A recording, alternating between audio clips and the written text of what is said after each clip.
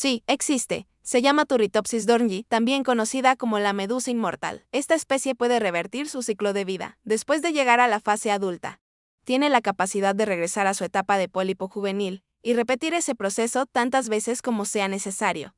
Este fenómeno se llama transdiferenciación hasta ahora. Es único en el reino animal, aunque en la naturaleza puede ocurrir por estrés, daño o condiciones ambientales. En teoría la medusa podría ser biológicamente inmortal, aunque todavía hay factores externos que pueden limitar su longevidad real. En resumen, la medusa Turritopsis dohrnyi es uno de los ejemplos más fascinantes de longevidad en el mundo animal.